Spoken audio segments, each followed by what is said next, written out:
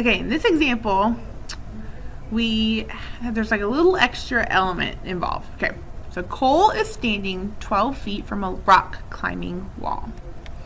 So here's the ground, that's our horizontal line, and here's our rock climbing wall. And Cole is on the ground, and he's standing 12 feet. Here's Cole. He's standing 12 feet from the rock climbing wall. And he's going to look up and he's going to see his friend ascend the wall. So his friend is up here climbing up the wall. The kicker on this problem is it specifies right here. It says if Cole is 6 feet tall. So for angle of elevation and depression problems, we're talking about a line of sight. And a line of sight goes from your eye to whatever it is that you're looking at.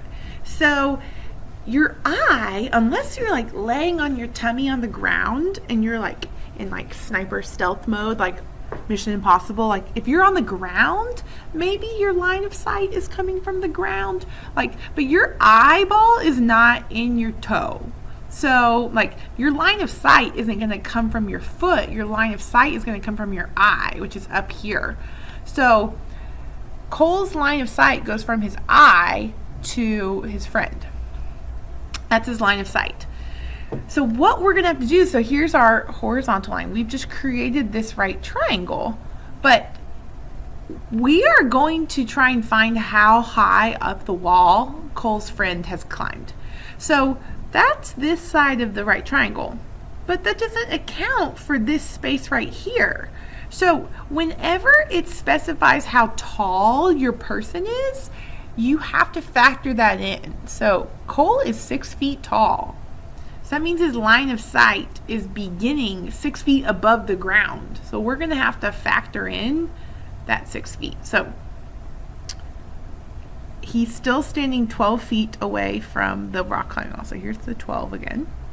And it tells us his angle of elevation is 56 degrees. Remember, we need two elements to create an angle of elevation.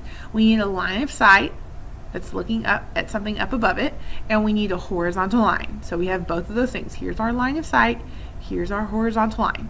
So it's 56 degrees. And we are trying to figure out how high off the wall Cole's friend has climbed. I don't know why I just did that. We're trying to figure out how high up the wall Cole's friend has climbed. So we're looking for this side, x. Okay, so my angle is 56. X would be the opposite side. 12 would be the adjacent side. If I'm thinking about SOHCAHTOA, which of the three trig functions relates opposite and adjacent? It's tangent, so I'm going to use tangent. Tangent.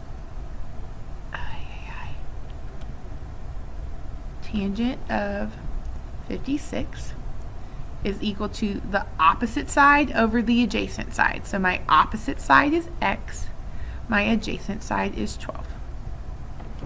Okay, I'm trying to solve for x. I have that 12 in my denominator. I'm going to multiply both sides by 12 to get it out of the denominator.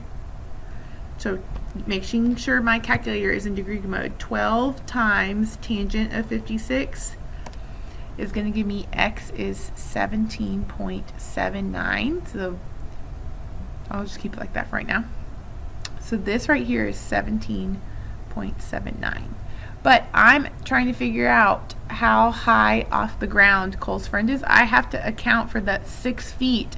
That's how tall Cole was. His line of sight started 6 feet off the ground. So to get this total final answer, I'm going to have to add the 17.79 plus the 6 feet of Cole's height to get my total height. And so it's 23.79. It says round to the nearest foot, so that means round to the nearest whole number. 23.7 would round up to about 24 feet. So it's going to give me 24 feet. So Cole's friend is 24 feet above the ground.